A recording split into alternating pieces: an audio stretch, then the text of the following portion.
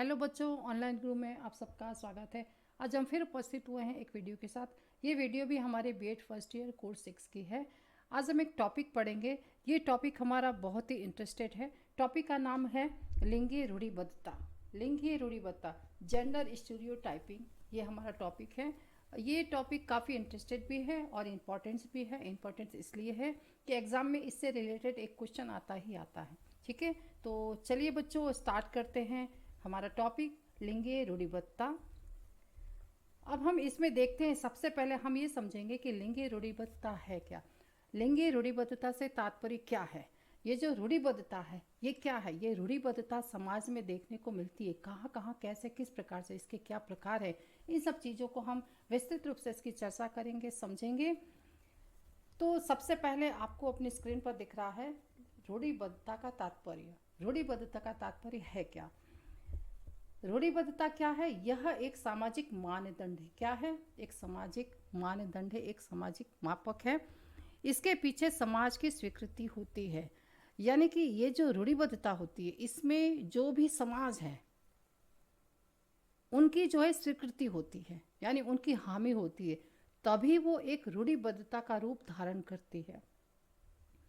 रूढ़िबद्धताएं अनौपचारिक सामाजिक मानदंड होती है। ये कैसी होती है, अनौपचारिक। जैसे आपने शिक्षा में देखा ना कि औपचारिक शिक्षा, अनौपचारिक शिक्षा। औपचारिक में समय तय होता है कि हाँ आपको इतने से इतने तक पढ़ना है, इसके बाद एक टाइमिंग फिक्स होता है।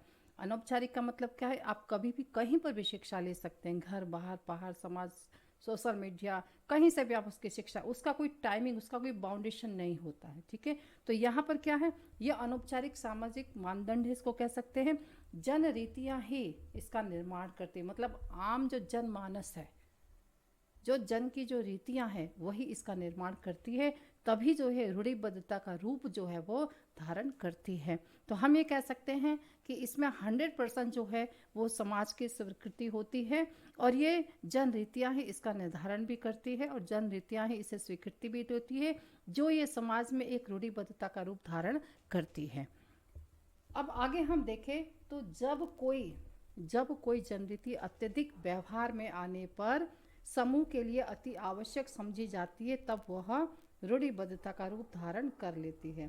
जैसे यहाँ पर क्या है कि जब कोई जनरीतियाँ, जैसे कि कोई भी व्यवहार अगर अधिक होने लगे, बारंबार होने लगे, तो व्यवहार में आने पर समूह के लिए अति आवश्यक समझी जाती है और वो रूढ़ियों का रूप धारण कर लेती है।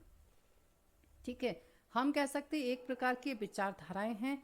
सपोज मानिए किसी के लिए क्या विचारधाराएं किस प्रकार की, ये तो व्यक्ति के लिए है, पर अगर हम कह सकते हैं कि कोई भी एक रीति है, जो भी चीज़ें हैं वो अगर लिंगी रूढ़िबद्धता का रूप धारण करती है, तो उसमें जो जनमानस है उसकी स्वीकृति होती है।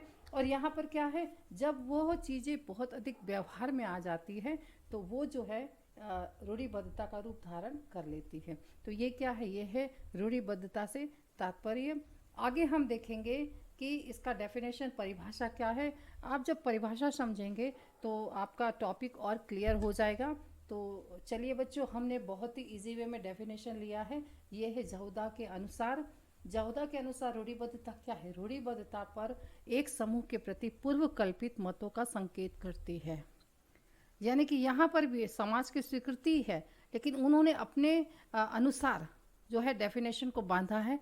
उनके अनुसार क्या है कि रूढ़िबद्धता एक समूह के प्रति, मतलब एक समूह, ठीक है, वो समाज का जन जो है, आम जनता है, जो आम जन मानुस है, उन्हीं के लिए, कि वो एक समूह के प्रति पूर्व कल्पित मतों का संकेत करती। पूर्व कल्पित यानी पूर्व में जो कल्पना की गई जो भी चीज़ें हुई है, कल्पित मतों का, यानी वो पूर्ण रूप से जब वो मत देती है तो वहाँ पर जो है वो रूढ़िबद्धता का रूप धारण करती है। यहाँ पर रूढ़िबद्धता एक समूह के प्रति पूर्व कल्पित मतों का संकेत करती, ये है जहुदा के अनुसार। आप इसे 2-3 पार्ट्स में करके भी लर्न कर सकते हैं कि रूढ़िबद्धता एक समूह के प्रति, ठीक है। यहाँ तो रूढ़िबद्धता हमारा डेफिनेशन ही है।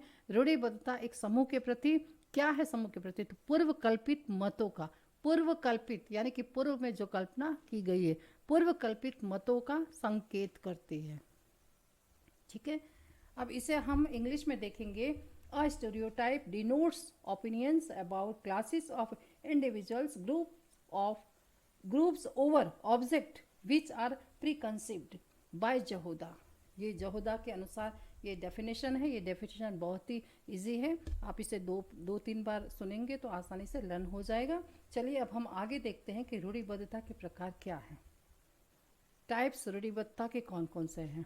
तो समाज में अगर हम रूढ़िबद्धता के प्रकार देखें तो दो प्रकार होते हैं, एक होता है सकारात्मक, दूसरा होता है नकारात्मक। एक है नेगेटिव, दूसरा होता है पॉजिटिव। और ये जो नेगेटिव और पॉजिटिव ये व्यक्ति के विशेष व्यवहार की अपेक्षा से रिलेटेड है, ठीक है।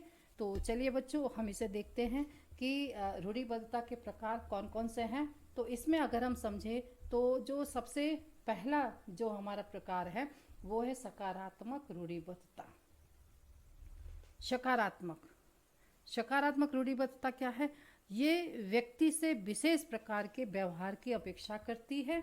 यानी कि यहाँ पर जो व्यक्ति है, जो मनुष्य है या फिर बालक भी हो, हम किसी को भी कह सकते हैं, उससे विशेष प्रकार की अपेक्षा करते हैं। विशेष प्रकार की यानी कि भाई इससे ऐसा व्यवहार करना चाहिए। मतलब ये रूढ़िबद्धता ये पहले से ही फिक्स है कि ऐसा व्यवहार करना क्या है, तो है कि बड़ों का आदर करो, ईमानदारी रखो। यानी कि बड़ों का आदर करना चाहिए। ये आप किसी से भी पूछिए तो उनके दिमाग में, यानी ये तो फैक्ट है, ये करना ही चाहिए। लेकिन ये है रूढ़िबद्धता कि भाई हाँ, आप किसी का मत जानेंगे कि क्या बड़ों का आदर करना चाहिए तो 100% सब सहमत देंगे कि हाँ बिल्कुल करना चाहिए, और करना भी चाहिए। खैर, लेकिन अगर हम इसे रूढ़िबद्धता के अकॉर्डिंग देखें, प्रकार के आधार पर अगर हम देखें तो यहाँ पर है कि व्यक्ति से विशेष प्रकार के व्यवहार की अपेक्षा की जाती है कि भाई ईमानदार होना चाहिए, ईमानदारी रखना चाहिए, बड़ों का आदर करना चाहिए, बड़ों के पैर छूना चाहिए, बड़ों की रिस्पेक्ट करना चाहिए। यानी सारे जो भी पॉजिटिव वे में जो भी व्यवहार है वो सारे जो है वो आम जनमानुस जो है उन्होंने धारण किया है। यही जो है वो रूढ़िबद्धता है। तो पहला प्रकार का क्या है? सकारात्मक। अब हम दूसरा अगर प्रकार देखते हैं तो दूसरा प्रकार है नकारात्मक रूढ़िबद्धता। इसके अपोजिट, इसके विरोध में यानी कि नेगेटिव में जाता है। ये नकारात्मक रूढ़िबद्धता क्या है कि इस प्रकार में व्यक्ति को विशिष्ट व्यवहार से रोकती है। एक विशिष्ट प्रकार का व्यवहार जो कि गलत है उसे करने से रोकती है। तो ये क्या है? अब ऐसा कौन सा व्यवहार है कि भाई चोरी नहीं करना चाहिए, झूठ नहीं बोलना चाहिए, किसी के साथ गलत व्यवहार नहीं करना चाहिए, धोखा नहीं देना चाहिए, ठीक है। जितनी भी नेगेटिव चीज़ें हैं वो सारी चीज़ों को करने से रोकती है कि ऐसा व्यवहार नहीं करना चाहिए। भाई अगर किसी ने कर भी दिया तो आपने देखा है कि लोगों के कितने कमेंट्स आने लगते हैं, लोगों के कितने कमेंट्स आते हैं। तो ये जो कमेंट्स आते हैं ये क्या है? आप कहीं पर भी देखिए, आप सोशल मीडिया में देखिए, आप मोबाइल अपना ओपन करेंगे ना तो कोई एक ऐसी बात, वो चाहे पॉजिटिव चाहे नेगेटिव है, तुरंत कमेंट्स आते हैं। तो कमेंट्स क्या है? जो अपनी विचारधारा दे रही है क्या है? ये रूढ़िबद्धता ही तो है। कोई प्रूफ नहीं मांग रहे हैं, लेकिन यहाँ पर अपने विचार प्रस्तुत, वो विचार जो रूढ़िबद्धता है कि भाई ये गलत है, इनको ऐसा नहीं कहना चाहिए था, ये गलत है, इनको ऐसा व्यवहार नहीं करना चाहिए, या ये गलत है, इनको दूसरों के प्रति ऐसे शब्दों का प्रयोग नहीं करना चाहिए था, ठीक है। तो यही तो हमारा जो है वो रूढ़िबद्धता है, सकारात्मक और नकारात्मक रूढ़िबद्धता। तो अब ये जो है हमने यहाँ पर प्रकार देखा। तो बच्चों आज के लिए इतना ही। Thank you. अभी इसके आगे का वीडियो हम नेक्स्ट पार्ट 2 में डालेंगे। Okay, thank you.